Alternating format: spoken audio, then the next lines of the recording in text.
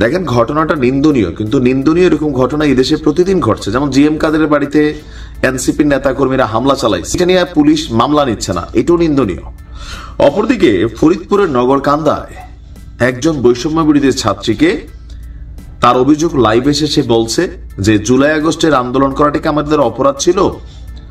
তাকে রাস্তায় বিএনপির নেতাকর্মীরা চুলে ধরে হেসরাইয়া টাইনা লাইথাইয়া কিলাইয়া মুরাইয়া তার অবস্থা কাহিল করে ফেলছে। তার অপরাধ, সে ইফটিজিং এর প্রতিবাদ করছিল। সে সরাসরি বিএনপিকে দায়ী করছে। এটা কি বিএনপির সাথে রাজনৈতিক কনফ্লিক্ট বৈষম্য বিরোধীর, নাকি ব্যক্তিগত পারিবারিক? আপনাদেরকে একটু পিছনে নিয়ে যাই। এই গল্পটা আমি প্রায় বলি। জনৈক বদরুল এলাকায় সে ছাত্রলীগ নেতার পরিচয় দিত। সেই খাদিজারে ভালোবাসত, খাদিজা তারে পছন্দ করত না। না করার কারণে একদিন বদরুল চাপাতি নিয়ে খাদিজার এসে শরীরের মধ্যে অনেকগুলা স্টেপ করে বসলো। এরপর থেকে ছাত্রলীগের নাম হয়ে গেল বদরুল লীগ। ঘটনাটা কিন্তু কোনো রাজনৈতিক ইস্যু না, ব্যক্তিগত ইস্যু, কিন্তু ইফেক্ট শেখ হাসিনা সরকারের উপর পড়ল। আজকেও বিএনপির সাথে যে অভিযোগ এই মেয়েটির, সেই ঘটনাটা তার পারিবারিক সমস্যা, কিন্তু ঘটনাটাকে নিয়ে আসা হয়েছে বিএনপি বনাম বৈষম্য বিরোধী। তবে এরকম ঘটনা দেখে অট্ট হাসি দিচ্ছেন শেখ হাসিনা। কেন? কারণ বৈষম্য বিরোধী নামটাতে যতটা অ্যালার্জি নিশ্চয় আওয়ামী লীগের আছে বা শেখ হাসিনার আছে, তিনি যেগুলা করতে চান, বিভিন্ন সময় হুমকি ধামকি দিচ্ছেন, সেই কাজগুলা অলৌকিকভাবে এখন বিএনপির নেতাকর্মীরা করে দিচ্ছেন। তবে বিএনপির দাবি 2-4 জন মানুষের জন্য বা ব্যক্তিগত ঝামেলা নিয়ে আপনি বিএনপিরে গালি দিতে পারেন না। আবার কেউ কেউ বলছেন যে মেয়েটা যখন বলছিল যে জুলাই আগস্টের আমাদের এই বিপ্লবকে আসলে ভুল ছিল, সঠিক ছিল, সেটা আপনি এখন ভালো করেই বুঝতে পারছেন কি ছিল। এখন ঘটনার প্রেক্ষাপট কি? ঘটনার প্রেক্ষাপট হচ্ছে ফরিদপুরের নগরকান্দায় বৈষম্য বিরোধী ছাত্র আন্দোলনের সংগঠক এবং সরকারি রাজেন্দ্র কলেজের এইচএসসি পরীক্ষার্থী বৈশাখী ইসলাম ওরফে বর্ষার উপর হামলা করেছে। লাইভে এসে বর্ষা বলছে যে এই ঘটনায় বিএনপির নেতাকর্মীরা জড়িত। আর এই ঘটনা অলরেডি পুলিশ সদস্য সহ অন্তত 7 জন আহত হয়েছেন। বর্ষার অভিযোগ যে গতকাল বিকেল 5টার দিকে উপজেলার ভাবুকদিয়া গ্রামে নিজ বাড়ির পাশেই বৈশাখীকে রাস্তায় ফেলে ফুটফুটে আদর করা প্রাণীর মতন তাকে মারা হয়েছে।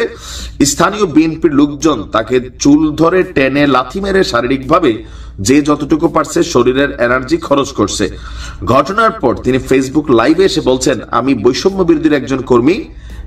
সম্প্রতি একটি ইফটিজিং এর ঘটনার প্রতিবাদ করায় বিএনপির লোকজন আমাকে রাস্তায় ফেলে পিটিয়েছে, আমার বাবাকেও খুঁজছে।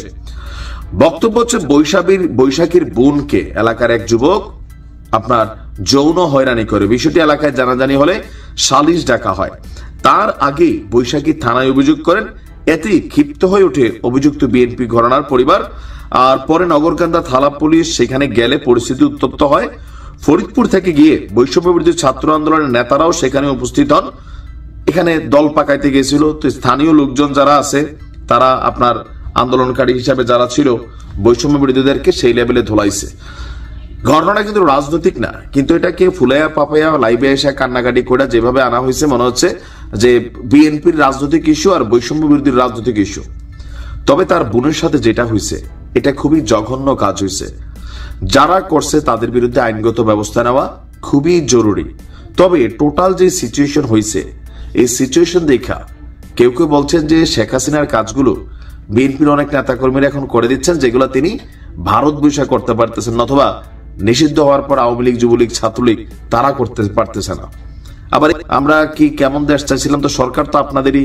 ডক্টর ইউনূস বলছে দেশ সব ভালো চলছে, তাহলে এখন কান্নাকাটি কিসের? চারদিক থেকে গুসার, কারণ আপনি প্রতিবাদ কোনটা করবেন? জিএম কাদেরের বাড়িতে আপনারা এনসিপির নেতারা গিয়ে, আপনাদেরই যারা বড় বাবা টিম, তারা গিয়ে এক বেটার বাড়ি ঘর ভাঙচুর করে সমান করলো। প্রকাশ্যে ফুটে যাচ্ছে, কেউ গ্রেপ্তার হচ্ছে না। আইন তো এক দেশে 3টা হইতে পারে না, একটা হওয়া উচিত। বিচার সবগুলোরই হওয়া উচিত। মব জাস্টিস বন্ধ হওয়া উচিত। আর বিএনপি নেতাকর্মীদের উদ্দেশ্যে বলছি, এই ঘটনায় দেখেন অনেকে মনে হইবে প্রথমে আপনাদেরকে সাপোর্ট দিছি, না, আমরা সার্বিক প্রেক্ষাপটে কথা বলছি। এই ঘটনাগুলা 15 থেকে 17 বছর যাবত যে একটা বাটে পড়েছিলেন, অনেকে কিন্তু বলা শুরু করছে যে আপনাদের জন্য শেখ হাসিনাই পারফেক্ট ছিল, যে কোথায় কতটুকু কথা বলবেন, কারে কতটুকু শাসন করবেন, একদম সবকিছু দেশ মানে পৈতৃক সম্পত্তির মতন মনে করছেন। পরিণতি কিন্তু খুব খারাপ হবে। খুবই খারাপ হবে। আগের বাংলাদেশ নাই, আপনি এটা এখনো বোঝেন নাই মনে হয়। যারা এই ধরনের অপকর্ম করছেন, বাংলাদেশের বিভিন্ন জায়গায় ঘটাচ্ছেন, চান্দাবাজি থেকে পরিণতি অনেক খারাপ হবে। এই ক্রান্তিকাল থাকবে না, এত লেভেল প্লেইং ফিল্ড পাবেন না যে মন যা চায় তাই করবেন।